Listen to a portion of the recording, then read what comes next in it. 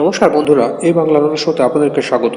বন্ধুরা, রাশিয়ার president Vladimir Putin আগামী 5 ডিসেম্বর ভারত সফরে আসছেন। আর তার আগেই ভারত অলরেডি ডিসিশন নিয়ে নিয়েছে যে রাশিয়ার কাছ থেকে কি বিরাট বড় বড় ডিল হতে চলেছে এবং কোন কোন ডিল হওয়ার কথা ছিল কিন্তু সাময়িকভাবে স্থগিত করে দেওয়া হয়েছে। এক্ষেত্রে সবচেয়ে বড় যে ডিলটি রাশিয়ার সঙ্গে হওয়ার কথা ছিল Su-57 স্টেলথ ফাইটার জেটের ডিলটি, সেটির ওপরও ভারত ফাইনাল ডিসিশন নিয়ে নিয়েছে। আর তার পেছনে কী কারণ রয়েছে তাও প্রকাশ করা হয়েছে। আপনারা যেমনটি স্ক্রিনে দেখতে পাচ্ছেন, দ্য প্রিন্ট নামক একটি বিরাট বড় মিডিয়া এজেন্সি প্রকাশ করেছে যে ভারত রাশিয়ার কাছ থেকে Su-57 স্টেলথ ফাইটার জেট কেনার যে পরিকল্পনা করছিল তা আপাতত স্থগিত করে দেওয়া হয়েছে। এর পেছনে কারণগুলিও সামনে এসেছে, যে কারণে Su-57 ডিলটি আপাতত স্থগিত করে দেওয়া হয়েছে। এছাড়াও S-400 এয়ার ডিফেন্স সিস্টেম নিয়েও বিরাট বড় ডিল হতে চলেছে ভারত এবং রাশিয়ার মধ্যে। তো বন্ধুরা, চলুন জেনে নেওয়া যাক খবরটি সম্পর্কে বিস্তারিতভাবে। রাশিয়া গত কয়েক মাস যাবৎ ভারতকে Su-57 বিক্রি করার জন্য এক প্রকার ডেসপারেট হয়ে উঠেছে বলা চলে, এবং এই যুদ্ধবিমান ভারতকে বিক্রি করার জন্য রাশিয়া ঢালাও অফার দিয়ে যাচ্ছে। যেমন 100% টেকনোলজি ট্রান্সফার থেকে শুরু করে সোর্স কোড পর্যন্ত শেয়ার করতে রাজি রাশিয়া। এছাড়াও এই যুদ্ধবিমান আমাদের দেশের ভেতরে ম্যানুফ্যাকচার করা হবে, অর্থাৎ ভারতের দেওয়া টার্মস অ্যান্ড কন্ডিশন অনুযায়ী রাশিয়া ভারতের সঙ্গে Su-57 যুদ্ধবিমানের ডিলটি করতে এক প্রকার মরিয়া হয়ে উঠেছে। এক্ষেত্রে রাশিয়ার দেওয়া অফারগুলি যথেষ্ট আকর্ষণীয় এবং অনেক ক্ষেত্রে মনে হয় যে অফারগুলি অ্যাকসেপ্ট করে নেওয়া উচিত। কারণ সারা পৃথিবীতে অন্যান্য যত যুদ্ধবিমান নির্মাতা দেশগুলি রয়েছে, যেমন ফ্রান্স, আমেরিকা, এরা কেউই ফাইটার জেটের টেকনোলজি ট্রান্সফার অথবা সোর্স কোড কখনোই শেয়ার করে না।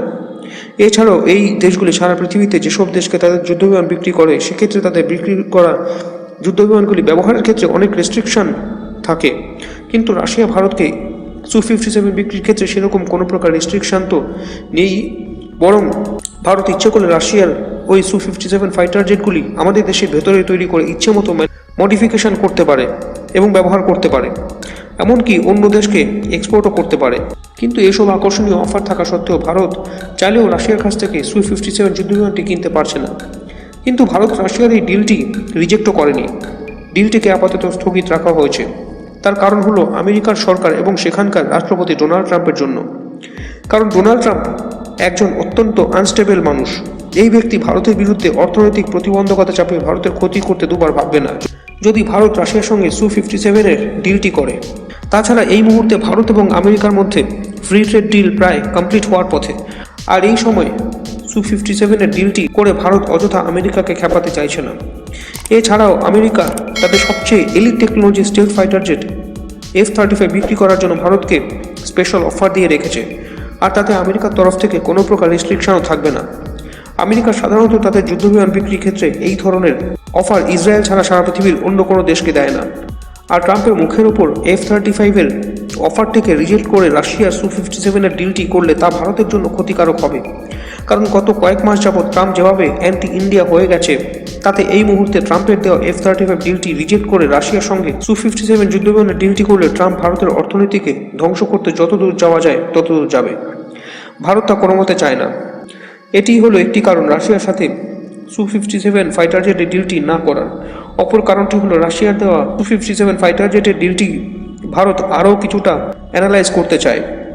কারণ এই অফারটিতে রাশিয়া একটি কন্ডিশন রেখেছিল, যেমন ভারত Su-57 অফারগুলি তখনই পাবে যদি একসাথে 140টি অথবা তার বেশি সংখ্যায় এই যুদ্ধবিমান কেনে।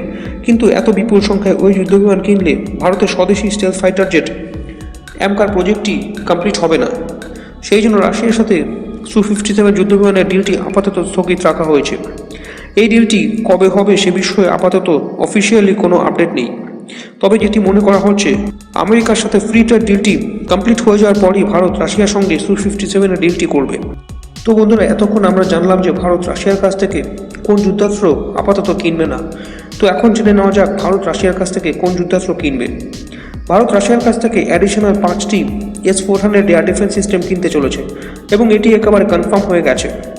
আরও মজার বিষয় হলো যে এক্ষেত্রে কোনো প্রকার নেগোসিয়েশন হবে না, কারণ ভারত 2018 সালে যখন S-400 এয়ার ডিফেন্স সিস্টেমগুলি রাশিয়ার কাছ থেকে কেনার জন্য ডিল করে, তখন এগ্রিমেন্ট হয় যে ভারত নেক্সট টাইম আরও S-400 এয়ার ডিফেন্স সিস্টেম কিনলে তা 2018 সালে ভারত যে দামে এয়ার ডিফেন্স সিস্টেমগুলি কিনেছিল সেই একই দামে ভারতকে দেওয়া হবে।